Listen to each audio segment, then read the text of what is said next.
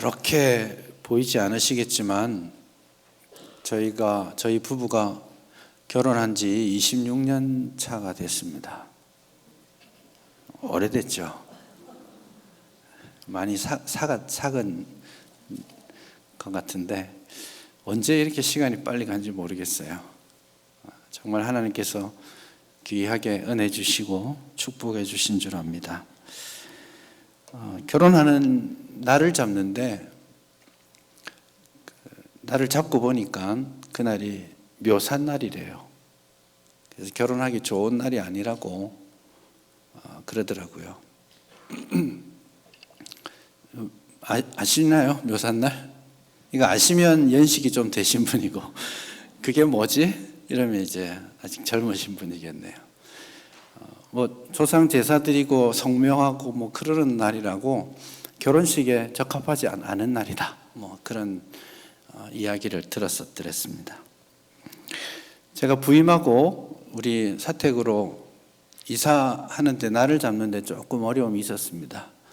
저는 주일 딱 끝나고 월화 정도에 이사가 되면 정리도 하고 주일 준비하는데 무리가 없으니까 월화에 하려고 노력했는데 날을 뽑을 수가 없는 거예요. 너무 바빠서 사람을 쓸 수가 없는 상황이었습니다. 왜 그런지 보니까 손 없는 날이래요. 그래서 손 없는 날 이사한답시고 사람들이 심지어는 웃돈을 줘가면서까지 그날 이사한다고 하더라고요. 21세기를 살아가고 있는데 이 사람들이 여전히 막연한 미래에 대한 두려움 이런 것들을 가지고 살고 있다 이런 생각이 듭니다. 나를 잘못 잡으면 귀신이 기분 나빠가지고 해코지하지 않을까 하는 두려움이 있습니다. 그러다 보니까 어떤 일이 잘못되거나 뜻하지 않은 길을 돌아가게 되면 그때 이래서 그랬나? 하는 두려움이 사람들의 마음속에 있습니다. 그래서 개업할 때, 이사할 때,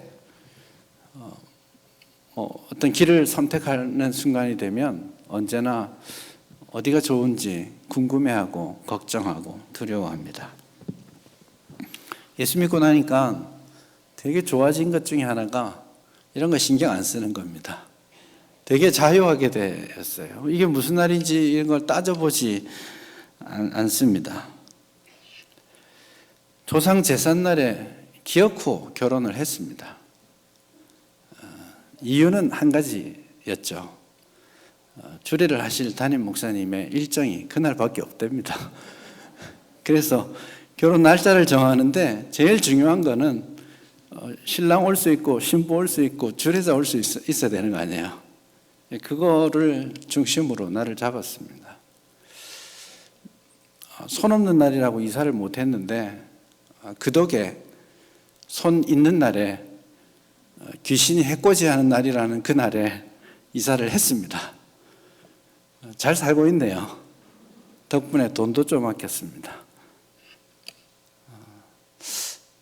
하나님을 믿게 되고 하나님이 내 삶을 주관하고 이끌어 가신다라는 이 믿음이 생길 때 내가 모시는 그 하나님이 나의 아버지이시다라는 그 신뢰가 생길 때 우리는 굉장히 자유하게 되고 행복을 누릴 수 있게 됩니다.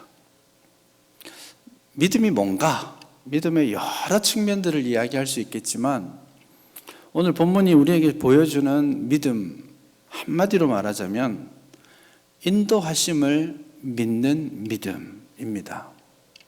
하나님이 나를 인도해 가신다. 하나님이 내 길을 지도해 가신다. 이 믿음을, 이 확신을 가지고 그 하나님을 신뢰하는 마음으로 하루하루를 살아가는 그 믿음, 그것이 정말 우리에게 중요합니다. 필요합니다. 지금 아브라함은 자신의 인생을 다 살아가면서 60년, 70년이 지나면서 하나님을 만나고 70여 년의 세월을 지나오면서 자신의 마지막 무대에서 자신이 고백하는 마지막 고백을 하고 있습니다. 그게 바로 하나님이 인도하실 것을 신뢰하는 믿음입니다. 이제 날이 다 되어 갑니다. 이제 나이가 140이 되어 가죠. 아내는 이미 몇 해 전에 죽었습니다. 좀 분위기가 칙칙하겠죠. 140된 아버지와 40된 총각 아들 둘이서 살고 있잖아요. 느낌이 좋지 않아요. 그래서 아브라함이 이 아들을 위해서 장가를 며느리를 구해야 되겠다 이런 생각을 합니다. 그냥 단순하게 집에 그래도 며느리가 있으면 분위기가 좋아지겠네? 아니면 우리 혼기가 되면 우리 아들 우리 딸이 빨리 장가 가서 안정을 취하면 좋겠어? 이런 차원의 문제가 아니라 오늘 본문에 그 며느리를 구하는 이 장면을 길게 묘사하고 있는 것은 하나님께서 아브라함에게 지금까지 그의 온 삶을 인도해 오셨던 것처럼 이제 아브라함은 죽어서 역사의 무대에서 사라지게 되겠지만 하나님이 당신에게 그리고 그 자손을 위해 약속하셨던 하나님의 약속은 여전히 유효하다라는 것을 고백하는 겁니다. 그래서 사라도 죽고 나도 곧 죽겠지만 하나님의 약속은 내 아들 이삭과 내 아들이 만날 그 아내를 통해서 여전히 계속되어 갈 것을 고백하는 거예요. 그래서 이 며느리를 구하는 것은 때가 되었으니 장가 보내야지라는 차원의 문제를 넘어서 하나님의 인도하심을 신뢰하는 믿음의 행위인 것입니다. 하나님이 인도하실 것을 믿었어요. 왜냐하면 그가 지금까지 인생을 돌아보면서 하나님이 자기를 어떻게 인도해 오셨는지 인정할 수밖에 없었거든요. 그런데 그럼 앞으로 하나님은 어떻게 인도하실까라고 질문해 보자면 여전히 모릅니다. 하나님의 뜻은요, 앞을 향해서 볼 때는 잘 보이지 않습니다. 그러나 내가 살아온 삶의 뒷자리를 보면서 보면 하나님의 계획과 뜻이 보이기 시작합니다. 그래서 아브라함도 여전히 나이가 이렇게 많이 되었고 믿음의 영웅이지만 그가 돌아보았을 때 자신의 삶을 어떻게 하나님이 인도하셨는지는 보입니다. 확신할 수 있어요. 하지만 앞으로 어떻게 인도하실지에 대해서는 아브라함 역시 모릅니다. 그래서 믿음을 가지고 하나님의 인도하심을 확신하면서 아브라함은 나름대로 원칙을 세웁니다. 아내 그 며느리를 구하는 원칙입니다. 1번은 하나님이 가나안 땅을 우리에게 주신다고 하셨으니 가나안 여자와 결혼시켜서는 안 되겠다. 그래서 믿음을 하나님을 믿는 믿음을 가지고 있는 조상들, 그러니까 가족들의 중에서 결혼을 시키겠다. 이런 원칙을 세웁니다. 그러니 먼 밧다나람까지 여행을 해야 하는 것이죠. 대신 이삭은 약속의 땅을 떠날 수 없다. 그러니 종을 보내어서 여자를 데리고 오자. 이게 아브라함이 생각한 원칙입니다. 이상한 원칙이죠.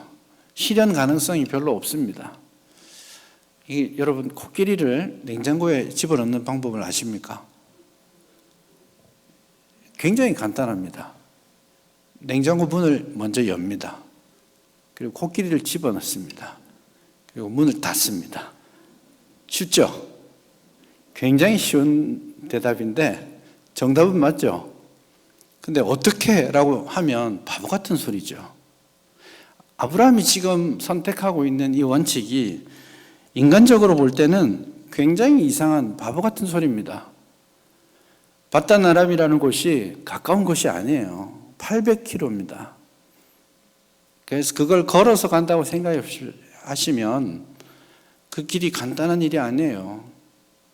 거기를 찾아가는 것도 문제고 거기 가서 여자를 어떻게 만날 것이며 어떻게 확신할 것이며 그 여자는 또 무슨 배포를 가지고 이 가나안 땅으로 들어오게 할까? 아무 계획이 없습니다. 그래서 종이 듣다가 이상하잖아요. 이런 막연한 말을 하는 아브라함의 모습을 보면서 5절에 보면 종이 묻습니다. 여자가 안 올 텐데요. 안 오면 아드님을 모시고 갈까요? 이렇게 묻습니다. 상식적으로 보면 이게 아주 정확한 질문이 맞습니다. 당연히 안 오겠죠. 그러니 아들이 가야 되는 거 아닙니까? 그렇게 물었을 때에 아브라함은 굉장히 단호하게 아니야. 절대로 아들은 갈 수 없다. 하나님께서 지금까지 나를 여기까지 인도하셨기 때문에 앞으로도 인도해 가실 거다. 그래서 너의 길 앞에 그의 사자가 먼저 갈 것이다. 그렇게 아브라함이 이야기합니다. 인간적으로 좋은 선택이 아니에요. 여러분, 서울, 부산 왕복되는 거리예요. 걸어서 간다고 생각해 보십시오. 정말 열심히 빨리 걸으면 한 달, 아니면 두세 달 걸리는 거리입니다. 그 길을 걸어서 묻고 물어서 찾아간들 거기에 합당한 믿음의 여인이 있는지 확신할 수 없습니다. 거기서 사람은 어떻게 만날 것이며 무슨 수로 설득할 것이며 정말 미션 임파서블, 불가능한 사명이죠. 그래놓고 아브라함은 어떻게 할까요? 하니까 몰라, 하나님이 하실 거야, 이렇게 말하는 거죠. 대책 없는 말입니다. 말도 안 되는 상황인데 그것을 본문은 믿음이라고 말합니다. 하나님이 하실 거라는 것, 하나님이 우리와 함께 하실 거라는 것, 하나님이 우리의 길을 지도하실 거라는 것 믿는 믿음. 단순한 믿음입니다. 어떻게에 대해서는 우리가 알 수 없지만 그러나 하나님이 신실하시다라는 사실을 믿어야 하는 것이죠. 이 늙은 종도 여기에 아주 깊이 공감합니다. 정말 막연한 일이잖아요. 바다나람까지 아브라함은 다녀오너라 한마디지만 본인은 가야 되죠. 그 여정을 막연하게 갑니다. 그리고 상당한 시간이 걸려서 바다나람에 도착합니다. 그럼 어디 가야 됩니까? 어디서 만날까요? 막연합니다. 그래서 이 종은 우물가에 앉아 있습니다. 무슨 생각을 했냐면 저녁이니까 저녁 되면 물 들어오겠지. 누가 와도 오겠지. 여자가 올 테니까 일단 한번 보자. 보기나 보자. 누가 오는지. 그렇게 앉아서 이 막막한 시간에 하나님께 기도합니다. 하나님, 진짜 인도하시는 게 맞다면 보내주세요. 어디로 가야 될지도 모르겠고 누구를 만나야 될지도 모르겠는데 하나님 보내주십시오. 그렇게 기도합니다. 이 기도가 사실 우리가 따를 만한 모범적인 기도는 아닙니다. 예를 들면 어떤 기도냐면 아주 극단적인 상황을 만들어 놓고 하나님, 내가 하나님의 뜻이 뭔지 잘 모르겠는데 이 상황이 벌어지면 하나님의 뜻인 줄 알고 제가 가겠습니다. 뭐 이런 거죠. 아주 바람직한 기도는 아닙니다. 그러나 하나님께서 그 기도를 들어주셨어요. 기도를 마치고 눈을 딱 뜨니까 웬 아가씨가 오네요. 15절에 보면 말을 마치기도 전에 리브가가 물동이를 어깨에 메고 탁 옵니다. 그 뒤에 이야기들 있죠. 리브가가 물동이를 어깨에 메고 나오고 아브라함의 동생 나홀의 아내 밀가의 아들 부두엘의 소생이다, 이런 소개가 나왔는데, 이런 소개는 여러분 성경을 읽으실 때에 이런 소개는 저자가 독자인 우리에게 미리 주는 정보입니다. 우리는 읽으면서 리브가구나, 밀가의 아들 부두엘의 딸이구나, 이런 걸 미리 알지만 이 늙은 종은 아는 정보인가요? 몰라요. 웬 아가씨가 오고 있습니다. 저 아가씨는 시집을 갔을까? 저 아가씨는 어느 집안 사람일까? 저 아가씨는 하나님이 정한 사람일까? 아무것도 몰라요. 그러나 일단 기도를 마치고 눈을 떠서 누군가가 착착착착 걸어오는 모습을 본 겁니다. 가슴이 콩닥콩닥 뜁니다. 기도했으니까 저 여자인가? 그리고 가만히 봅니다. 그러니까 이 아가씨가 물을 떠서 집으로 가려고 합니다. 그래서 늙은 종이 이 아가씨에게 말을 겁니다. 기도를 한 대로 될지 보고 싶었던 거죠. 그 기도는 이런 내용이었습니다. 하나님, 누가 오면 저에게 물을 좀 주시오라고 이야기할 테니까 만약에 이 아가씨가, 그 사람이 당신에게만 아니고 낙타에게도 물을 주겠습니다 라고 말하면 하나님이 주신 사인인 줄 알겠습니다. 이렇게 기도한 거거든요. 그래서 그 작전대로 늙은 종이 이제 막 우물가에서 떠나려고 하는 이 여자를 향해서 부릅니다. 물어봅니다. 물 좀 주이소. 경상도 사람은 아니었을 텐데 어쨌든 물 좀 주시오 이렇게 이야기합니다.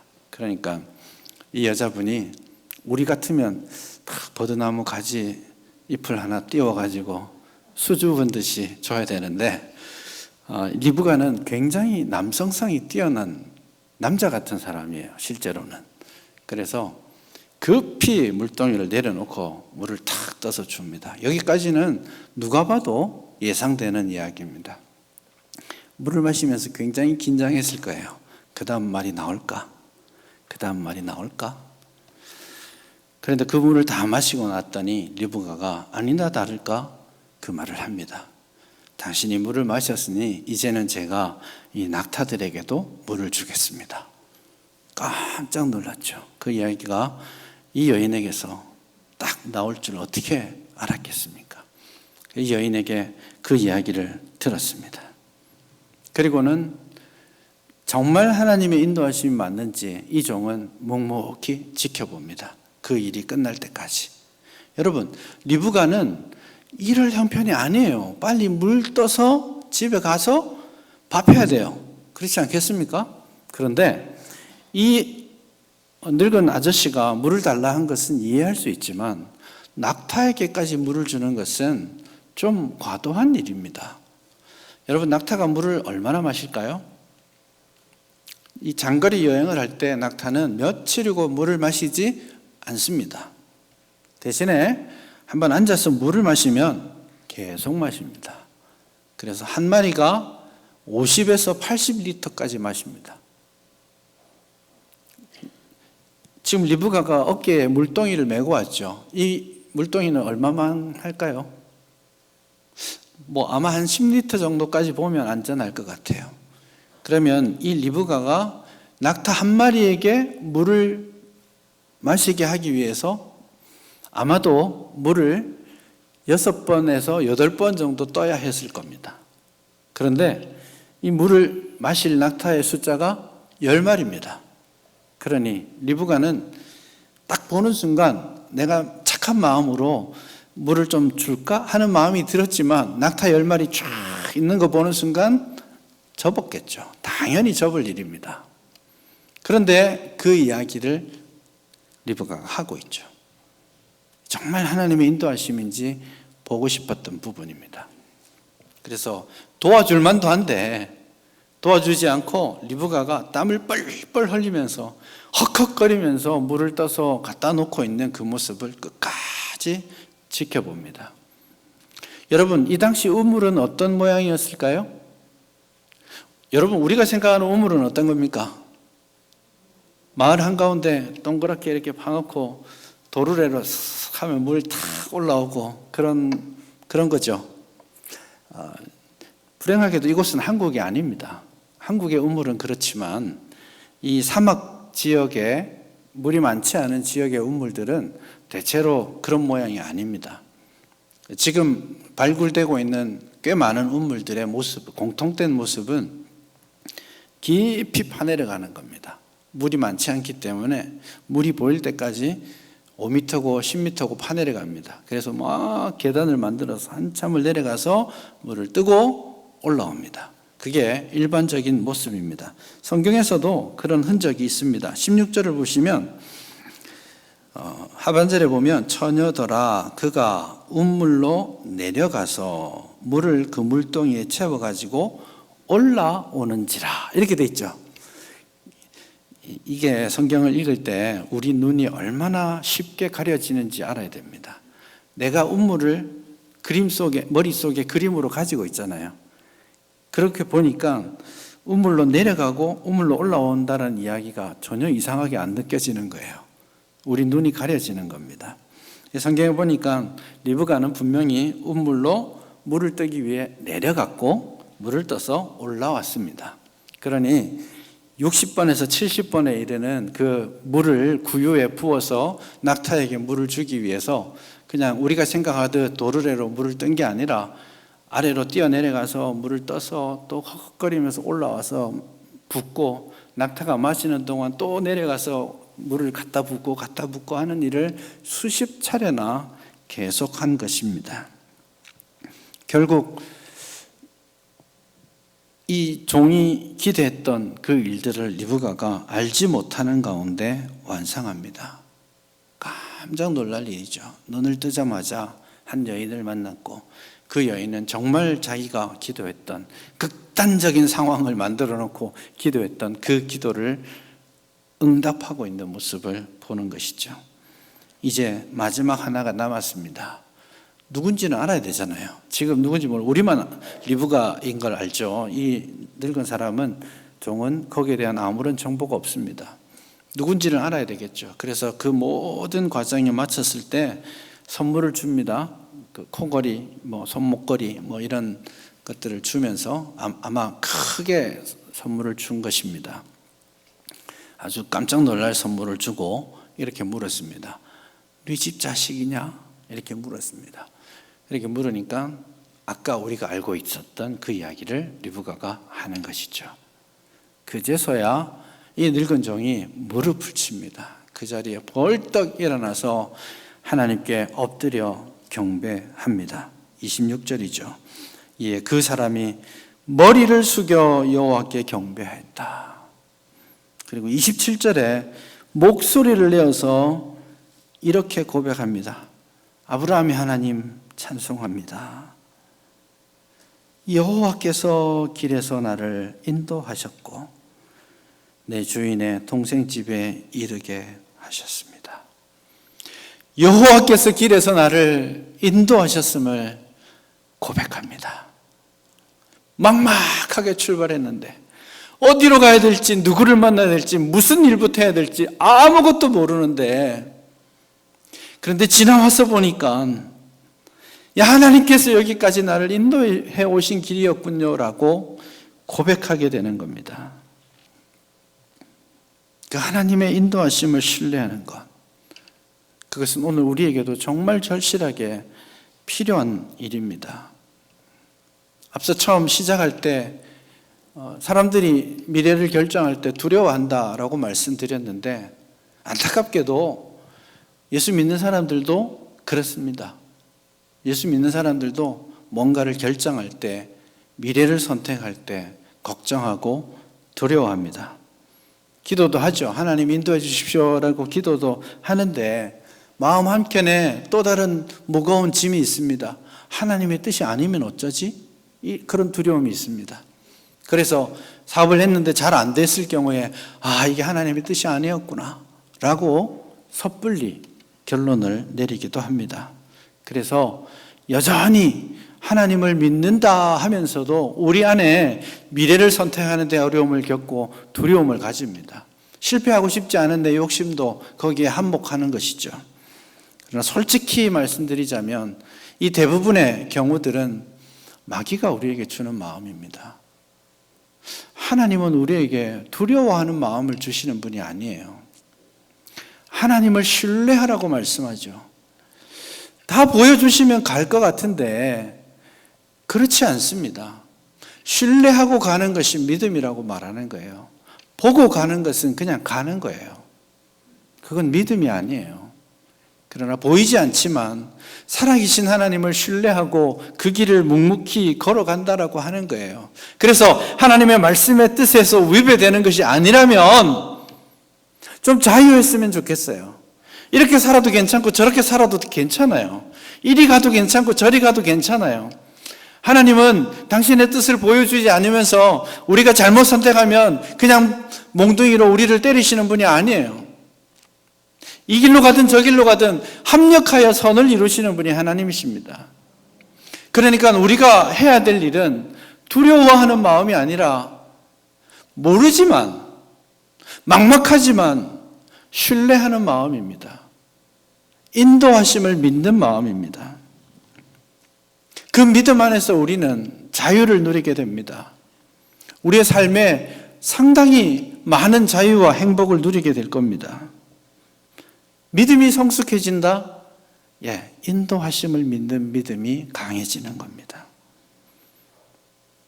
이 바보 같은 선택을 하고 있잖아요. 아브라함도 이 늙은 노종도 하나님의 인도하심을 알아가는 아무런 도구도 가지고 있지 않지만 처음에는 하나님이 인도하실 거야 라고 고백했고, 그리고 이 본문의 마지막에서 과연 하나님이 인도하셨군요 라고 고백하게 되는 겁니다. 그것이 우리의 고백이었으면 좋겠습니다. 사도 바울은 유럽으로 복음을 전할 것을 전혀 생각하지 않았었습니다. 사도행전 16장에 그런 대목들이 나오는데요. 그는 아시아에 복음을 전했고 그 아시아에 복음 전한 곳을 다니면서 형제들을 새롭게 하고 교회를 세우고 그게 자기의 인생의 목표였습니다. 그런데 2차 전도 여행을 가서 하나님께서, 주의 성령께서 그 복음의 길을 계속 막으시는 거예요. 노력하고 하는데 계속 길이 막히는 거예요. 그래도 깨닫지 못하니까 하나님께서 환상 가운데 마게도냐 사람을 보내주시고 건너와서 우리를 도우라는 말씀을 주십니다. 그 말씀을 깨닫고 사도 바울은 유럽으로 향하죠. 네아폴리를 건너서 빌립보 지역으로 첫 번째 도시죠. 그곳으로 건너갑니다. 어떡하죠? 아무 생각 없이 왔어요. 막막합니다. 누구를 만나야 될지, 어디로 가야 될지 아무것도 몰라요. 며칠이 지났지만 아무리 주변을 돌아보아도 회당조차 없습니다. 곧 주일이 오고 있는데 예배드릴 예배처소도 없어요. 실제로 주일이 왔습니다. 교회가 안 보여요. 어떻게 해야 될지 모르겠어요. 그래서 성을 나옵니다. 바울과 실라가 조용히 성을 나와서 길을 걷습니다. 어디 한적한 곳에 가서 우리 둘이라도 기도하자. 그래라도 우리 예배드려야지 하고 나와서 강가로 갔습니다. 근데 거기에 하나님께서 사람을 두셨어요. 그곳에서 두아디라 자주장사 루디아를 만나게 하십니다. 꿈에도 생각지 못했죠. 루디아 역시 두아디라 사람이죠. 왔다 갔다 하면서 무역하는 사람이에요. 항상 거기 있는 사람이 아니에요. 그런데 거기에서 두 사람이 맞닥뜨린 겁니다. 하나님에 대한 이야기를 했을 때 루디아가 마음을 열었습니다. 복음을 받아들이고 그리고 자기 집을 열었고 유럽의 첫 번째 교회를 그렇게 세웠습니다. 아무도 예상하지 않았던 자리에서, 기대하지 않은 곳에서 하나님의 인도하심을 우리는 만나게 됩니다. 여러분의 인생을 한번 돌아보십시오. 어떻게 여기까지 왔습니까? 너무너무 힘든 시간들이었죠. 맞습니다. 그러나 우리가 믿음의 눈으로 보면 하나님께서 나를 여기까지 인도하신 겁니다. 믿으시죠? 여러분이 여기에 있는 것, 여러분이 계획하지 않았던 것일 수 있습니다. 그러나 하나님이 여러분을 여기까지 불러주셨습니다. 제가 여기 있는 것, 제가 계획했던 것일까요? 아닙니다. 제가 여기에 오기로 결정을 할 때 제가 10년 넘게 꿈꿔왔던 일을 접어야만 했었습니다. 힘들었어요. 힘든 결정이었습니다. 근데 와서 하나님의 인도하심을 확인하고 있습니다.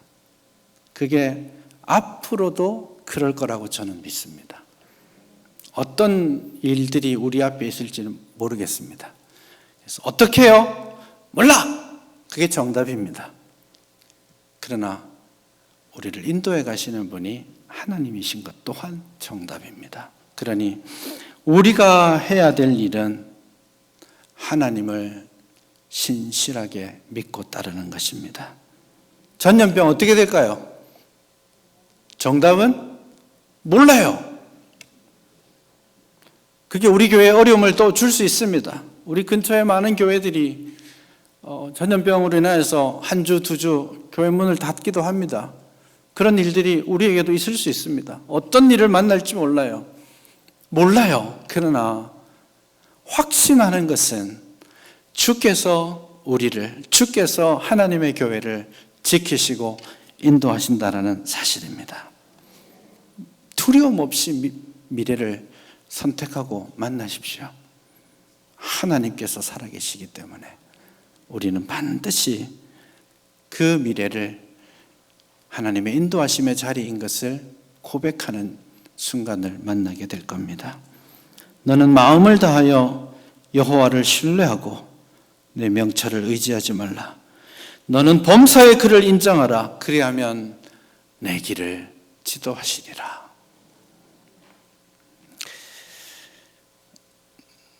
찬양이 하나 있는데요, 제가 오늘 아침까지 한번 불러볼까? 이런 생각을 했었는데 참기로 했습니다. 제가 탁월한 능력이 있습니다. 모든 찬양을 트로트로 바꾸는 능력이 있어요. 그래서 가사만 한번 읊어보겠습니다. 아마 이 찬양을 여러분 다 아시리라고 생각하니까. 내 인생 여정 끝내어 강 건너 언덕 이를 때 하늘문 향해 말하리 예수 인도하셨네. 매일 발걸음마다 예수 인도하셨네. 나의 무거운 짐을 모두 벗고 하는 말 예수 인도하셨네. 우리 인생이 다 하는 순간이 있을 겁니다. 그 순간에 하늘문 앞에 서서 우리의 삶을 돌아보며 예수님이 인도하셨네. 예수님이 매일 내 발걸음 지켜주셨네. 고백하는 우리 모두가 될 수 있기를 바랍니다. 그 믿음 가지고 두려워하지 마시고 신뢰하며 묵묵히 믿음의 길 걸으시기를 바랍니다.